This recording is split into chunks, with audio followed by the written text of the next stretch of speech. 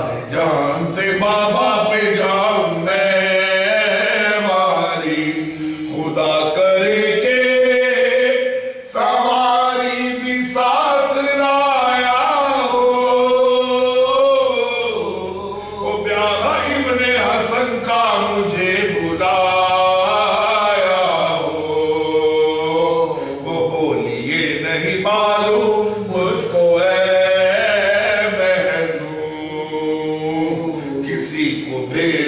پوچھا نام کا بزمو، پکاری حضرت ام البنی میں جاتی ہوں، کہا یہ فاطمہ زہرا نے دادی میں بھی چلوں، وہ بولی والی بھلا تم میں اتنی طاقت ہے،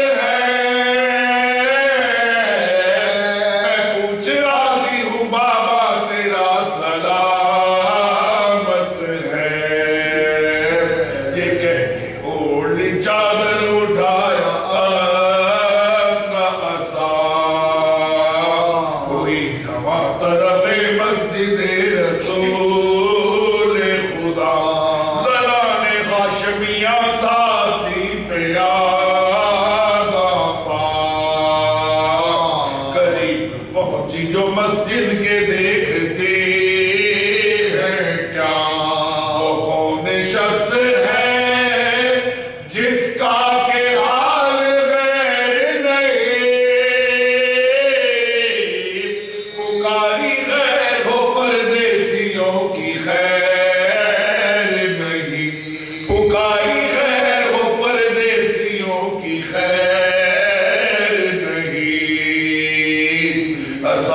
ماتھے کو رکھ کر کھڑی ہوئی وہ آپ، کہا کہ بھائی یہ حق پیچھے پڑنا خاطر خواہ، زبان سے پہلے یہ کہہ دے کہ خیر سے تو ہے شاہ، وہ رو کے کہنے لگا لا الہ الا اللہ، بہت حسین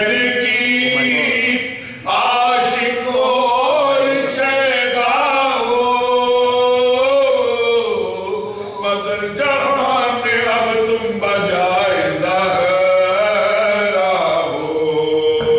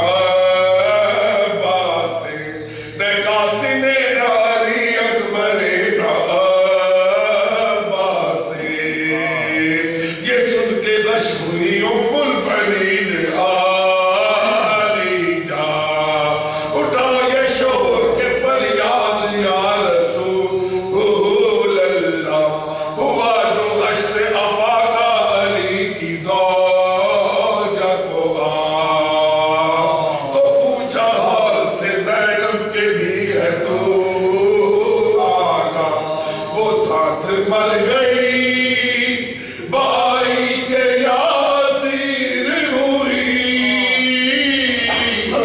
बया हुसैन के मरकद पे है फकीर वो साथ मर गई बाई के यासीर हुई बया हुसैन के मरकद पे है फकीर हुई सर अपना पीट के बोला पर ये चिल्लाया हुसैन ने तो कफन भी नहीं अभी पाया रसूल ज़ादियों पे सख्त हादसा आया बरहना सर है उठा सर से शाह का साया गले में तौक है आमिर की शिद्दत तप है ज़ख्म नेज़े की अनियों के पुश्त ज़ैनब है ज़ख्म नेज़े की अनियों के पुश्त ज़ैनब है शहीद हो गए हमारे लाहौर ये तो मजालिस का सिलसिला मौला इस बार का जो पानी उनकी अपने बाहर का में कबूल फरमा इस घर को शाद व आबाद रखो सिवाय हमें हुसैन का कोई रंग नहीं करा जो भी यहाँ आते रहे मौला तो जितने मोमिनात मौला सबकी तेरी हाजत पूरी फरमाए कोई खाली ना मिल जाए और जो मोमिनात इस अय्याम ज़मे अलील थे या अलील है मौला कुछ तो पे काम लगा एक सूरह फातिहा मोमिनात के लिए घर के मरहूमीन के लिए बानियान के अपने मरहूमीन को ज़हनों में जगह देते हैं हुसैन मेरे भांजा जो कि 10 मुहर्रम को ज़ंजीर ज़नी के दौरान शहीद हो गया दुआ करें मौला उसको भी मौला फरमाए जितने मोमिन मोमिनात हैं जिनके पीछे को हाथ उठाने वाला नहीं सब के लिए एक मरतबा सूरह फातिहा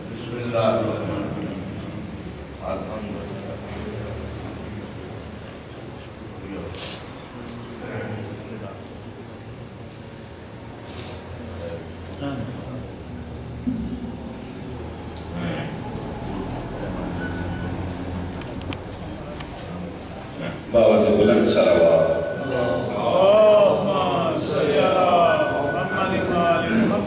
बारिक के बुलंद तर सलावत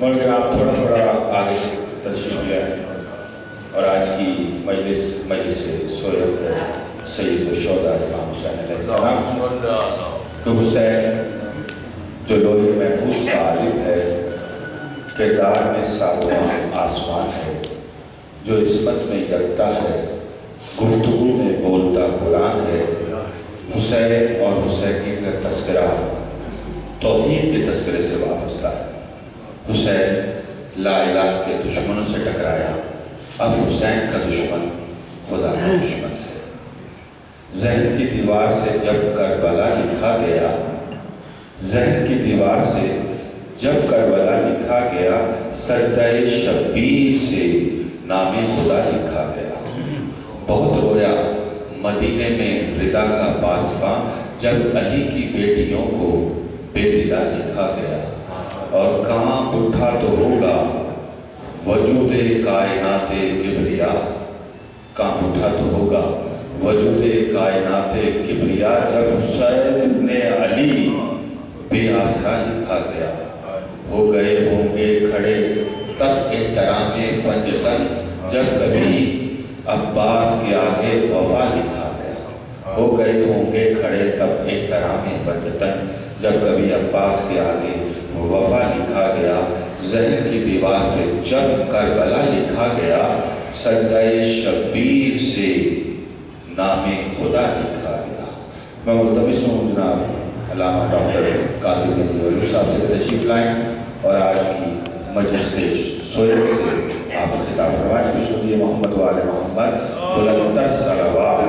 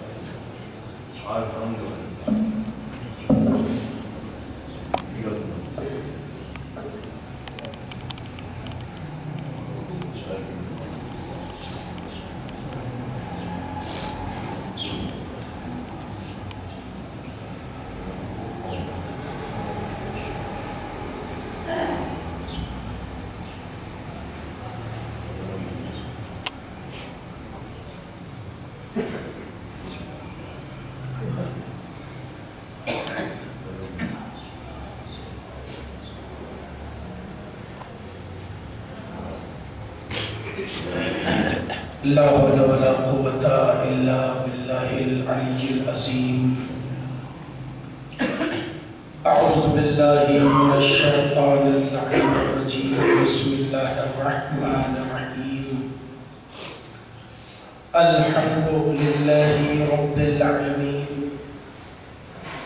والصلاة والسلام على سيد الأنبياء والمرسلين المخاطب بطه وياسين سيدنا ونبينا وشفيع ذنوبنا وحبيب قلوبنا وطبيب نفوسنا مولانا أبي القاسم محمد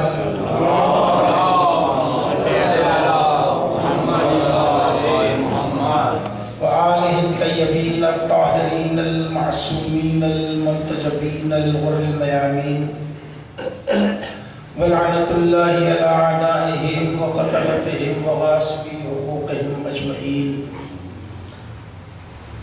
من يومنا هذا إلى قيام يوم الدين. أما بعد فقد قال الله سبحانه تبارك وتعالى في كتاب المبين وأصدق القائلين بسم الله الرحمن الرحيم.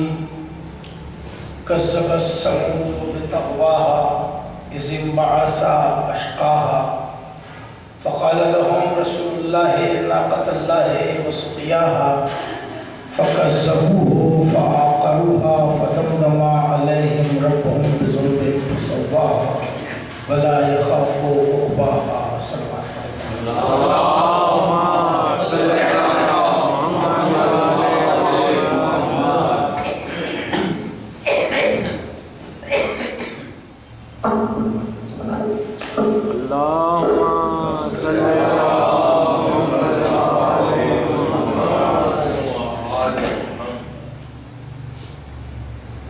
محترم اشیاء مجالس کی موضوع کی خدمت میں مکمل کر چکا تھا. آج کی مجلس عرصے کی مجلس ہے. عرصہ دینا ہے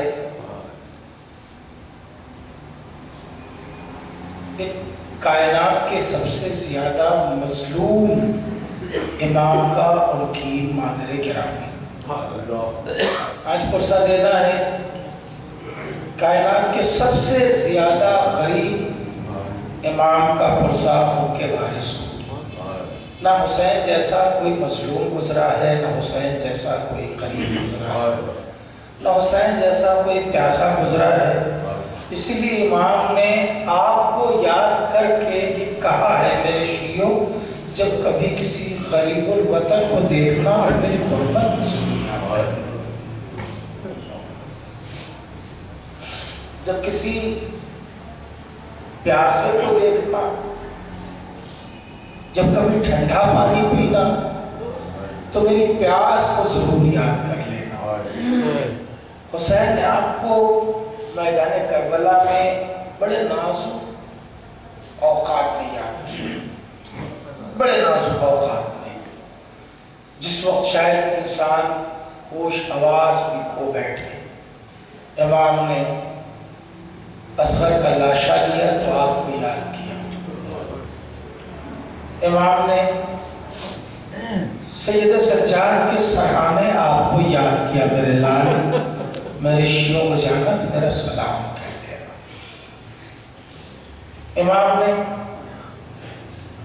آپ کو زمین کربلا خریدتے وقت یاد کیا.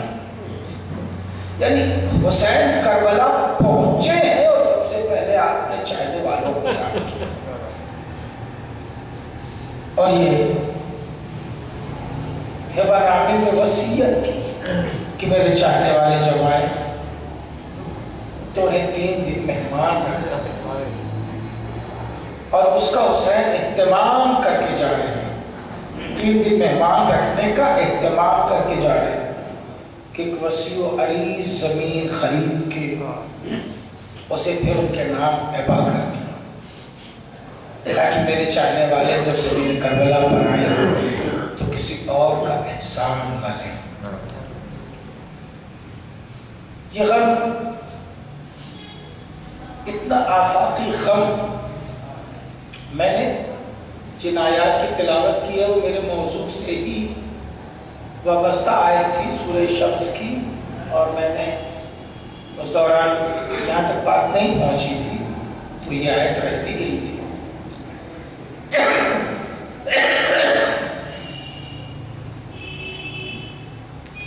کذبت ثمود بطغواها اذ انبعث اشقاها.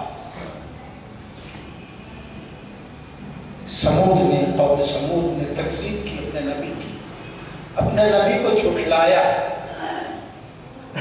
اور انتہائی شقاوت دکھائی. اور جب ان کے نبی نے اپنے ناطے کو یعنی جناب صالح نے اپنے ناطے کو ان کے سامنے بطور معجزہ پیش کیا اور ان سے یہ کہا کہ تم اسے سیراب کرو, دیکھو اس کے پانی پینے میں تم حائل مت ہونا, تو انہوں نے اسے بھی جھٹلایا. فَكَذَّبُوهُ فَعَقَرُوهُ, پھر انہوں نے جھٹلایا ہی نہیں بلکہ جس سے وہ فیض پا رہے تھے, جس سے وہ سیراب ہو رہے تھے, پوری قوم, ایک گھر نہیں, ایک محلہ نہیں, پوری قوم جس ناقے سے سیراب ہو رہی تھی. یعنی ایک چشمہ بھی اتنا پانی نہیں دے سکتا جتنا وہ ناقہ دودھ دے رہا. سیراب ہو رہے تھے. انہوں نے تکذیب کی اور ظلم یہ کیا کہ اس کی کوچی کاٹ دی اور اس کے بچے کو مار ڈالا, ختم کر دیا. قرآن کہہ رہا ہے فَعَقَرُوهَا, سب کے سب نے اسے مل کے قتل کر دیا. منظر کہہ رہا ہے کہ قتل کرنے والا ایک تھا. منظر کہہ رہا ہے کہ قتل کرنے والا ایک تھا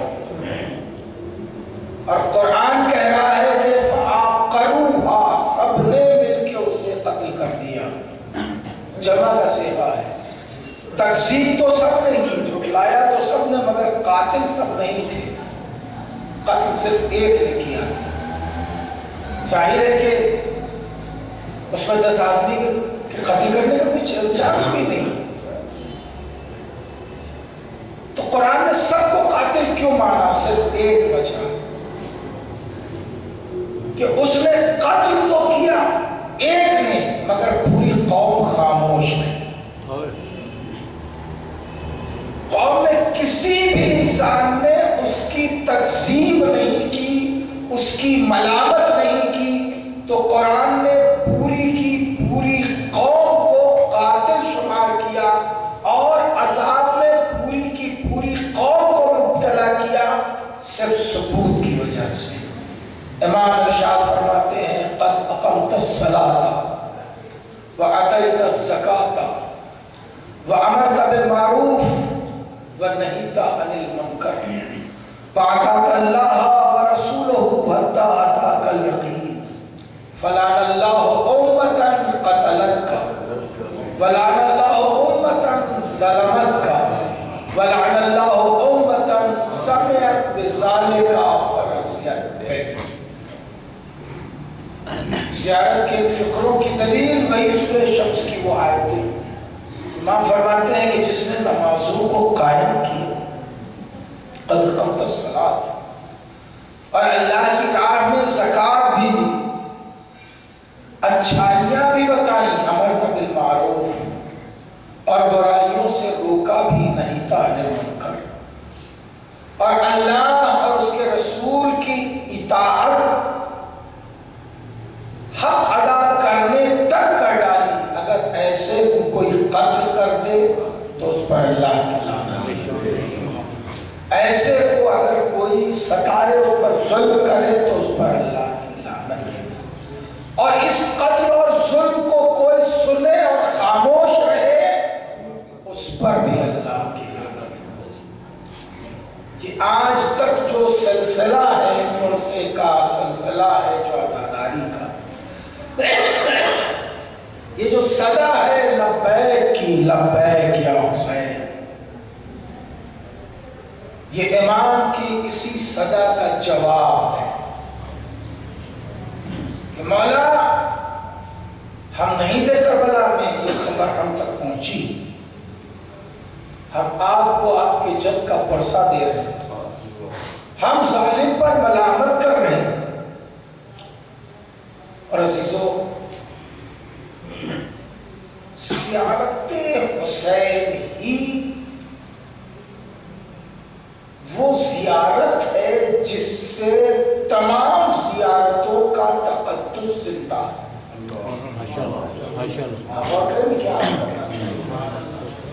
تمام زیارتوں کا تقدس زندہ ہے۔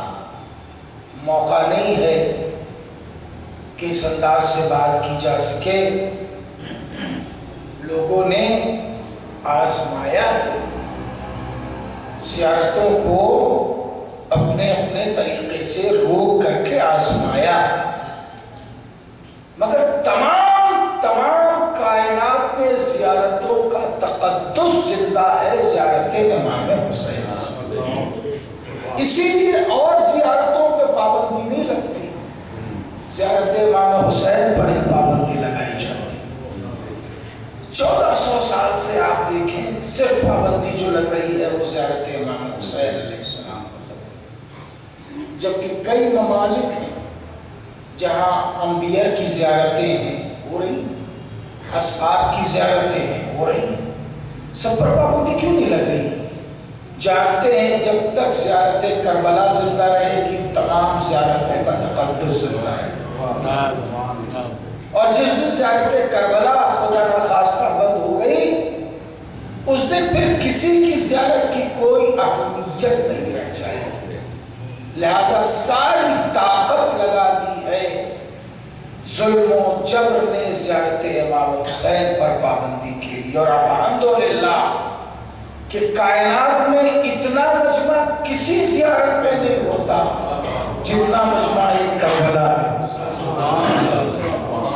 آپ دیکھیں کسی کی زیارت کی شان کی نہیں ہے، مرکز زیارت ہے حسین۔ آپ دیکھیں 5-6 زیارتیں ہیں امام علیہ السلام کی، سب کا لہجہ یہی ہے، السلام علیکہ یا ابا عبداللہ، السلام علیکہ وعلی جدکہ وابیک۔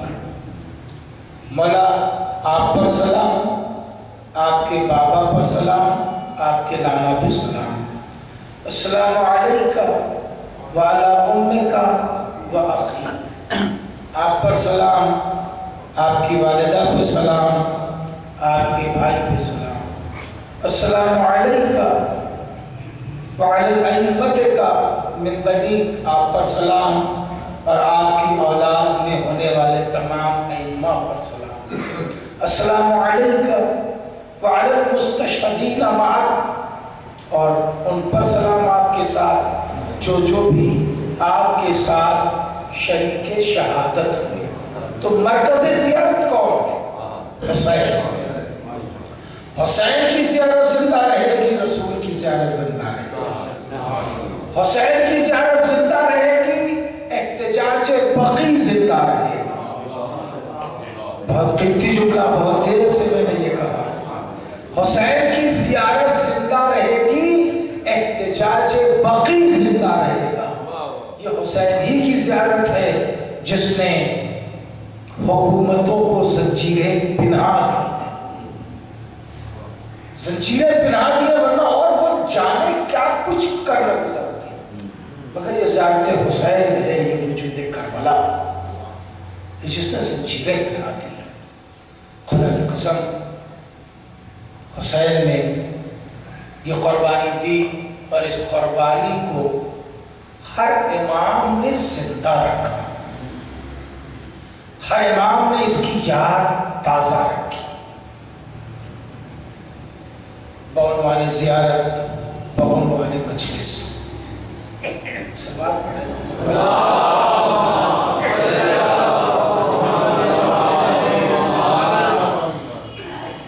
मैंने किसी दिन वादा किया था, मगर वो बात गुजर गई।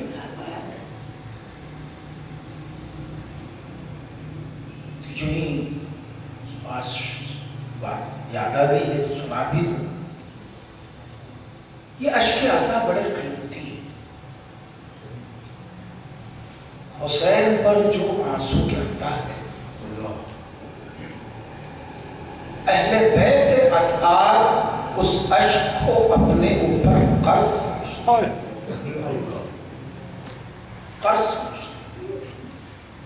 मासूमा ने यूं ही दुआ नहीं की थी कि बाबा मेरे लाल को मातम करे, आप ना हो, मैं ना हो कि अबुल हसन ना हो, मेरे लाल भी किया करेगा।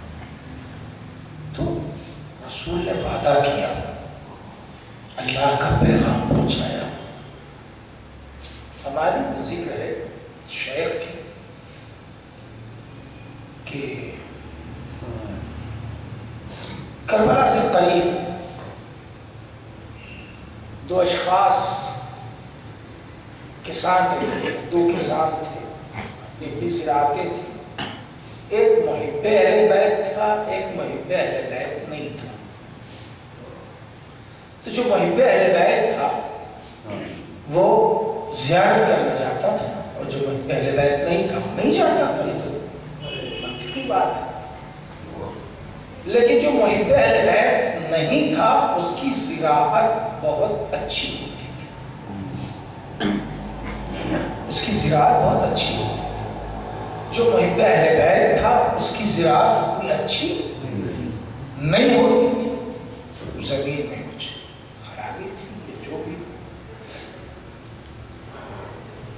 तो जो खैर मुहिब था वो ताना देता था। देखिए बड़ी नाजुक सी बात है, इसे सुन लीजिए, बड़े काम आएगा।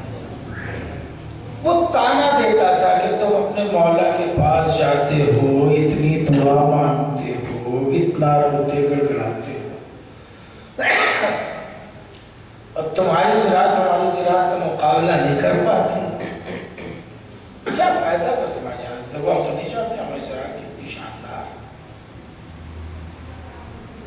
जब उसने ताना दिया तो चला आया मौला की बारगाह, सब छोड़ छाड़ के चला आया, शिकवा लेके चला आया।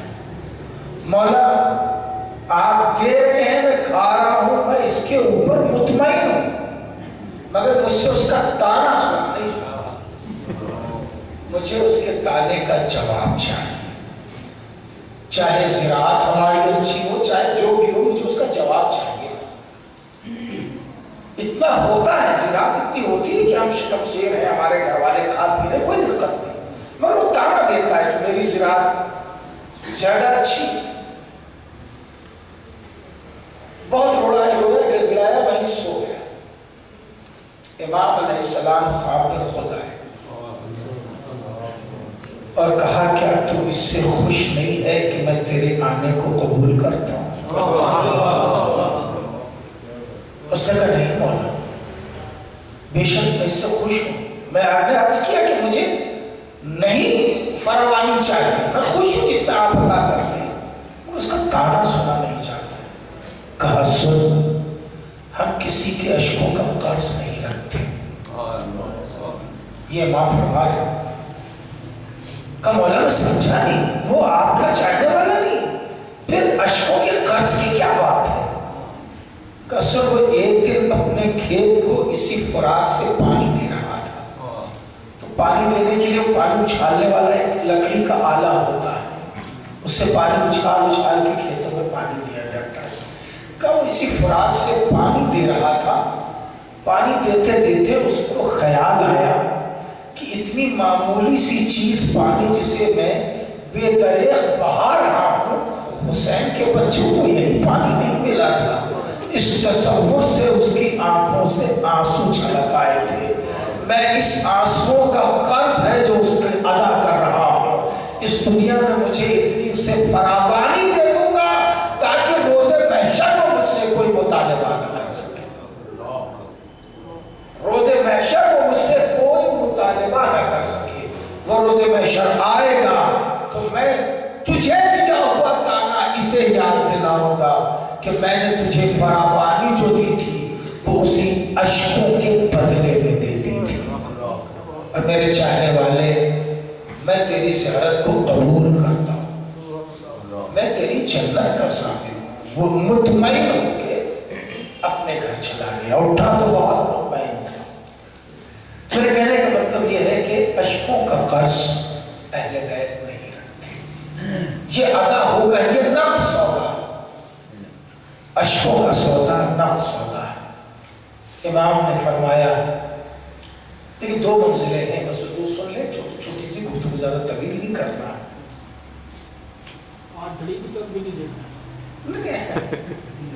صلوات پڑھ لیں۔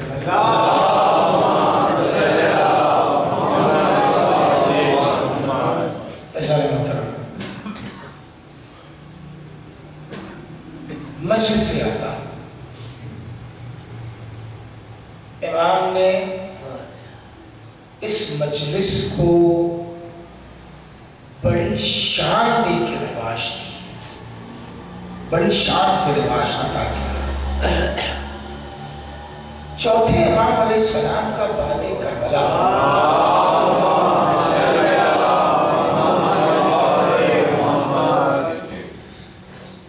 سب سے بڑا کارنامہ ہے اور سب سے بڑی محنت اور مشقت۔ یہ جو روایت پڑھی جاتی ہے کہ مولا 40 برس تک روتے رہے، اسے تصور جیسے کہ بن گیا ہے کہ مولا 40 برس تک صرف آنسو بہاتے رہے، کارے امامت میں یہی رہ گیا تھا۔ سب سے زیادہ مشقت تبلیغ کی ہمارے چوتھے امام نے اٹھائی ہے، سب سے زیادہ ظلم بھی برداشت کیے اور سب سے زیادہ تبلیغ کی مشقت بھی امام نے اٹھائی۔ جس چوتھے امام کی بنائی ہوئی محنت اور ان کے تیار کیے ہوئے پلیٹ فارم ہی کا نتیجہ تھا جو 5ویں امام نے اس پر تبلیغ کی بنیاد رکھی، اور پھر 6ٹھے امام نے اس کے اوپر فقہ جعفری کی دیوار کھڑی کر دی۔ یہ سارا کارنامہ چوتھے امام کا ہے۔ چونکہ مسائب میں یہ بات پڑھی جاتی رہی ہے، لہذا بچوں نوجوانوں کو ذہن میں یہ رہتا ہے کہ چوتھے امام نے جو ہے خالی 40 برس رونے میں گزار دی۔ سب سے زیادہ غربا پروری چوتھے امام نے کی، سب سے بڑی کاشت چوتھے امام نے کی، سب سے بڑی کاشت چوتھے امام نے کی۔ بڑی کاشت کرتے تھے اور اس کاشت سے غربا پروری کرتے تھے۔ امام کھاتے پیتے کہاں تھے؟ کربلا کے بعد تو امام کو کھانے پینے میں جی نہیں لگتا تھا۔ پانی دیکھتے تھے تو روتے تھے، کھانا دیکھتے تھے تو روتے تھے۔ جب پانی آتا تھا تو کبھی اصغر یاد آ جاتا تھا، کبھی سکینہ یاد آتی تھی۔ کتنی بار امام کے سامنے سے پانی آیا ہے اور اٹھا لیا، مگر اس کے باوجود امام کی پشت سے اسی طرح بوریاں اٹھانے کے گھٹے کاٹے جاتے تھے جس طرح امام کے مقام ہائے سجدہ کے گھٹے کاٹے جاتے تھے۔ یہ امام کی عوام الناس کی خدمت تھی. یہ پلیٹ فارم بنایا جا رہا تھا تاکہ اس کے اوپر تبلیغ کی جا سکے. بات تھی مجلسوں کی اہمیت کا احساس جو امام نے دلایا. امام کے پاس ایک شخص آیا اور کہنے لگا مولا میری بیٹی کی شادی میں چاہتا ہوں کہ آپ اس میں تشریف لے آئیں.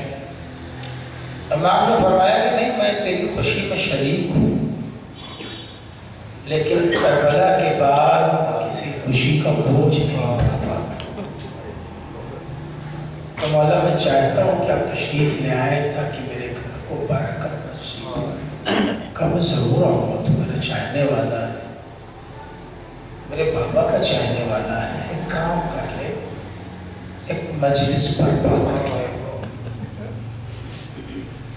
دیکھیے یہ وہ پلیٹ فارم تیار کیا جا رہا ہے جس عہد میں امام نے تبلیغ کی ذمہ داری قبول کی ہے.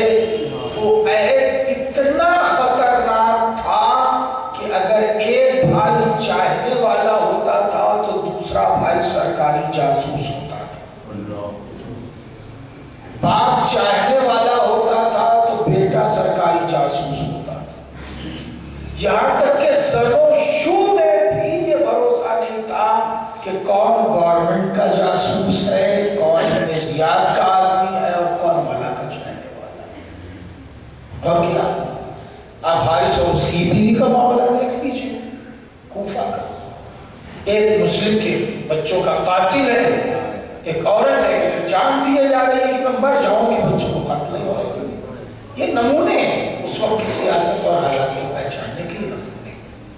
ایسے میں تبلیغ کرنا کتنا مشکل. امام نے کہا تو اپنے یہاں فرش زیادہ بچھالے. ظاہر ہے کہ جب شادی ہوتی ہے تو اس میں برادری بلائی جاتی ہے.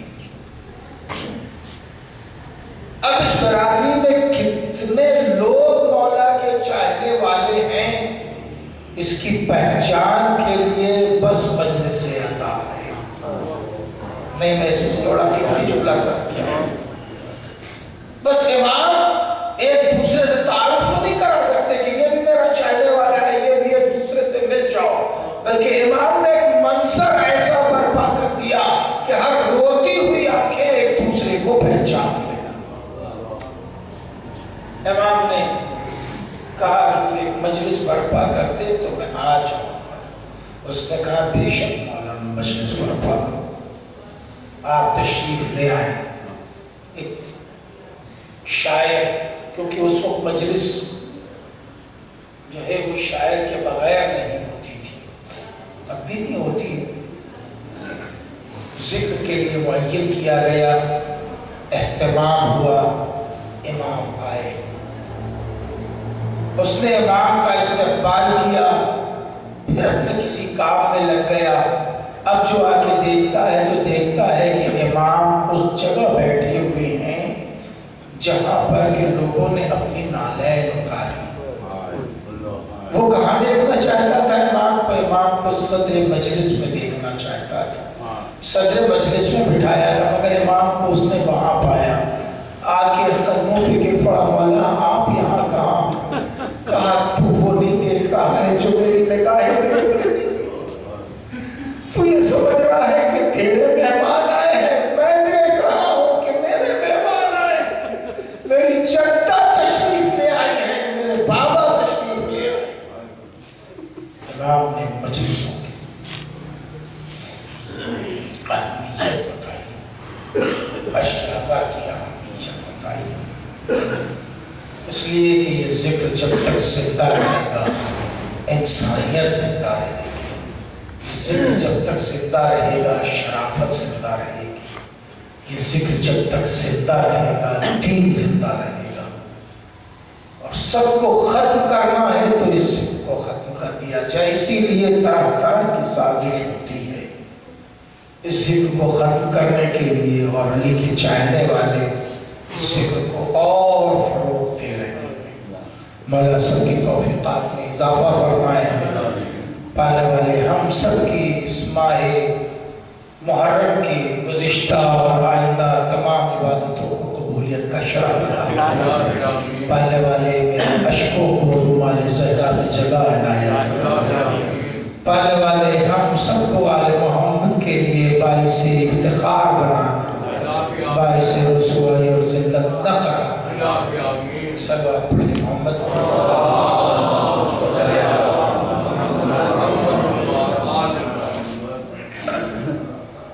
عرض کر رہا تھا کہ دو چیزیں، ایک ذکر سید الشہداء، ایک زیارت سید الشہداء۔ ذکر سید الشہداء بھی مرکز دین ہے، زیارت سید الشہداء بھی مرکز دین۔ زیارت رسول ہے، زیارت امام ہے، سب کی زیارت کا ثواب، لیکن سب سے زیادہ جو زیارت کا ثواب رکھا گیا وہ سید الشہداء کی زیارت مشہور ہے۔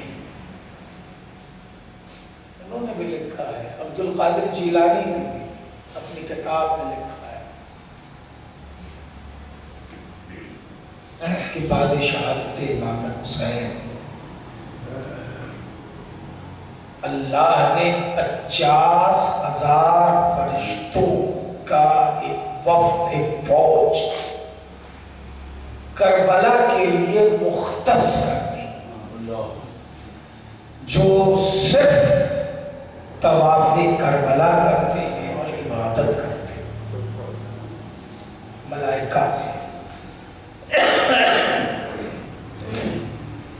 بتا دیا کہ عبد القادر جیلانی نے لکھا، اپنے کسی عالم کا میں نام نہیں لے رہا۔ 50,000 فرشتے ملائکہ، اب اسے یہیں چھوڑ دیجئے۔ امام فرماتے ہیں کہ میرے جد امام حسین کی جو زیارت کرے اسے اللہ سینکڑوں حج کا ثواب عطا کرتا ہے، سینکڑوں حج کا ثواب۔ اس میں بھی قید لگا دی ہے، وہ حج مقبول جو رسول کے ساتھ کیا۔ صلوات پڑھنے محمد۔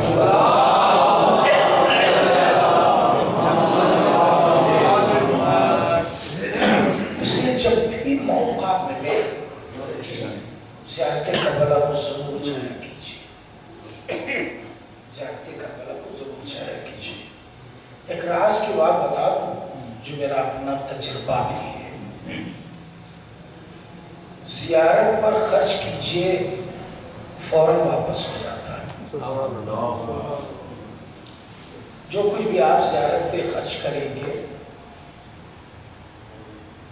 امام نے جب زمین کا قرض کسی کی لیا تو زیارت کا قرض کیا لے گا؟ ادھر آپ نے زیارت کی اور ادھر مولا نے وہ کمی آپ کی، وہ خرچ آپ کا پورا کر دیا۔ کیسے ہوتا ہے؟ بس یہ نگاہ رکھنے کی بات ہے، شعور کی بات ہے، اور پھر آپ پوری طاقت سے پھر زیارت کیجیے، پھر انشاءاللہ ایسے آپ کی دعا رسول ہے۔ امام کسی کے مخلوص نہیں رہتے، نہ ایک قطرے اشک کے مخلوص رہتے ہیں، نہ ایک درہم کے مخلوص رہتے ہیں، فوراً ادا کرتے ہیں، اب ادا کرتے ہیں اپنی چاہیے۔ تو امام نے فرمایا کہ سینکڑوں حج کا ثواب ہے زیارت امام حسین علیہ السلام، سینکڑوں حج کا ثواب، 700 حج تک کی روایت ہے، 1 حج، 7 حج، 10 حج، 70 حج، 700 حج۔ اس پہ اکثر لوگ سوال بھی کرتے اتنا ثواب کیسے؟ آپ کوئی روایت نہیں دکھلا سکتے کہ اللہ نے کعبے کے لیے کچھ ملک مختص کیے ہوں جو طواف کریں اور اس کا ثواب حاجیوں کو دیا جائے، کہیں روایت نہیں، ایسی کہیں روایت نہیں۔ مگر انہوں نے لکھا عبد القادر صاحب نے کہ 50,000 فرشتے فطروں اللہ نے زمین کربلا کے لیے مختص کر دی. جو طواف کربلا کرتے رہتے ہیں اور عبادتیں کرتے رہتے ہیں اور اس کا ثواب زائرین کے حصے میں لکھا جاتا ہے. اب تو سمجھ میں آ گیا ملائکہ کی عبادت جب انسانوں کو ملے گی تو ظاہر ہے کہ ان کی عبادت ہی الگ ہے. وہ مقام قدس کے عبادت گزار ہیں. ان کی عبادت میں نہ ریا ہے نہ تکلف ہے نہ توجہ ہے. توجہ ہے نا, توجہ سمجھ رہے نا کہ یہ دیکھا جائے کہ کیسی ہو رہی ہے. ان کی تو مقبول عبادتیں ہیں کیونکہ وہ مقام قدس کے عبادت گزار ہیں. اب یہ حسین کا مرتبہ ہے کہ وہاں کے عبادت گزار یہاں عبادت کرنے آئے. ساری عبادتیں ان زائرین کے حق میں لکھی جاتی ہیں. بس گفتگو یہیں سے سمیٹ رہا ہوں کہ یہ مرتبہ مجلس اور زیارت امام حسین کا ہے کہ جس کے برابر کوئی مرتبہ ہے ہی نہیں. مگر یہ خیال رہے کہ یہ مرتبے تبھی طے ہوں گے جب ہم مقصد حسینی کے ساتھ ساتھ بات پہنچ گئی. اب ایسا نہیں ہے کہ ہم مقصد حسینی کے خلاف زندگی گزاریں اور چاہیں کہ ہمیں وہ سارے مراتب مل جائیں. یہ ممکن نہیں ہے. اس لیے ہمیں پہلے مقصد حسینی کے ساتھ ساتھ رہنا چاہیے. مقصد حسینی کربلا میں ہے کیا؟ کربلا میں حسین کا پہلا پیغام یہ ہے کہ ہم قتل ہو جائیں گے, ظلم کی بیعت نہیں کریں گے. ورنہ بہت آسان تھا حسین کے لیے, بہت آسان تھا حسین کے لیے کہ تھوڑا سا ڈپلومیٹیکل بات کر کے نکل جاتے. لیکن حسین نے کوئی ڈپلومیٹیکل بات نہیں کی, کوئی ڈپلومیسی اختیار نہیں کی. کیوں؟ یہی تو زمانہ سمجھتا نہیں ہے امام تقیہ کر ہی نہیں سکتا. امام کبھی تقیہ نہیں کر سکتا, اس لیے کہ امام تقیہ کرے گا تو پھر وہ مرحلہ دین بن جائے گا, وہ موقع دین کہلائے گا. اس لیے امامت تقیہ نہیں کرتی, زنجیر پہن لیتی, قتل ہو جاتی, تقیہ نہیں کرتی. امت کے لیے تقیہ. امام نے ظلم کا انکار کیا, یہ پہلا سبق